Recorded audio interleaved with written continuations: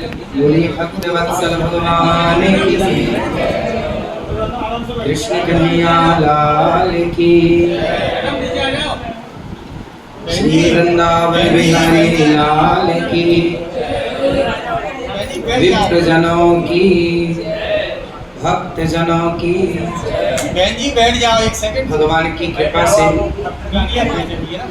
आज विप्रजनों के पावन उपस्थिति में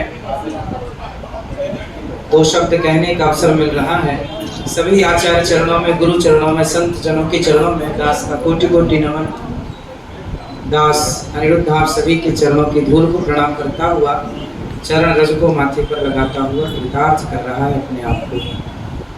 जैसा कि आप सभी जानते हैं, चुनावी माहौल है और इसी समय ही कुछ बातें कही जाएं तो शायद सुन ली जाएं। कहना किससे, पहले तो ये समझ में आया।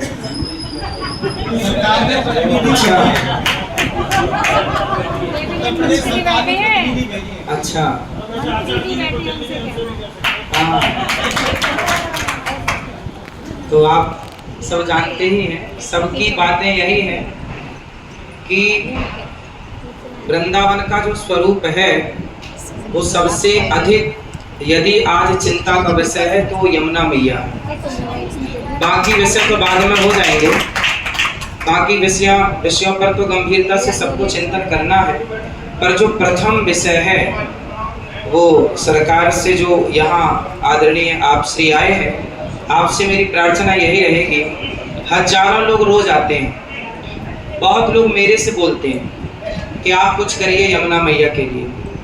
बहुत इच्छा है कुछ करने की, पर कहाँ से शुरू किया जाए और क्या किया जाए ये समझ से परे का विषय है। क्योंकि व्यक्ति विशेष की बात होती तो कब का हम सब कर चुके होते, पर यमुना मैया की जो शुद्धि है, आप जाइए तो यमुना मैया में स्नान करना तो दूर रहा, आचमन करना, एक घूंट जल पीना भी कठिन है। और यमुना मैया मतलब यदि यमुना मैया है तो ये ब्रजमंडल है, यमुना मैया से ही तो ये ब्रजमंडल है।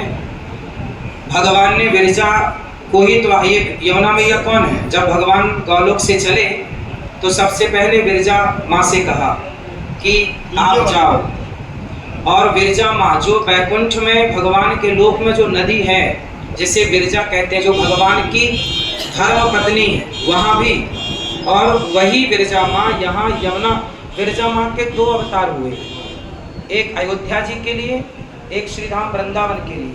अयोध्या में विरजा मैया सरयू के रूप में विराजी हैं और श्रीधाम वृंदावन में यमुना मैया के रूप में विराजी हैं। ये सब पुराणों में वर्णित बातें हैं। तो यमुना मैया ब्रज का वास्तविक स्वरूप तो यमुना मैया है। जैसे अयोध्या जी में अभी क्या हुआ कि राम की पैड़ी बनी, हरिद्वार में भी हर की पैड़ी है, हम सब जानते हैं, जहाँ सब लोग बैठ के आरती करते हैं। ऐसे अभी सरयू के किनारे आप सबने श्री अयोध्या जी का दर्शन किया होगा, वहाँ राम की पैड़ी का निर्माण हुआ। भैया श्री को पता होगा, भैया पता है ना आपको, है ना? राम की पैड़ी है वहाँ, जहाँ सब लोग दर्शन करते हैं, आरती करते हैं। तो मेरी प्रार्थना ये है आप सबकी ओर से, यदि आप सहमत हैं तो यहाँ एक कृष्ण की पैड़ी भी होनी चाहिए।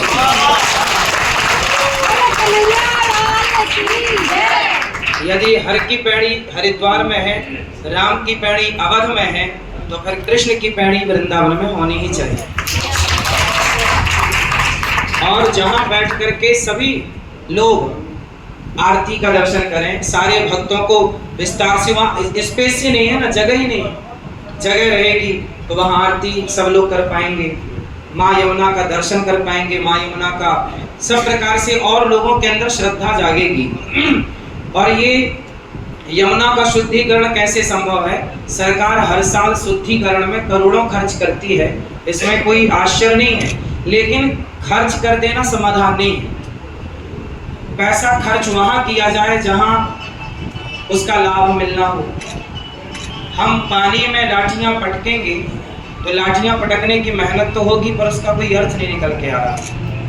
इसलिए चाहिए क्या कि जो बड़े बड़े शहरों का नाला यमुना मैया में मिल रहा है, सबसे पहले क्या किया जाए कि उन नालों को यमुना मैया से पहले ही रोका जाए और रोक करके वहाँ फिल्टर किया जाए उस पानी को, गंदगी की खाद बनाकर किसानों को दी जाए तो डीएपी यूरिया से किसान बचेगा, फसलें सुंदर होंगी, जैविक चीजें मिलेंगी और जो पानी फिल्टर होगा, शुद्ध होगा, उसे फिर यमुना जी में छोड़ा जाए शुद्ध करके। आजकल तो ये सरकार ने लीगल किया है, आप घर बनवाएंगे तो भी आपको ये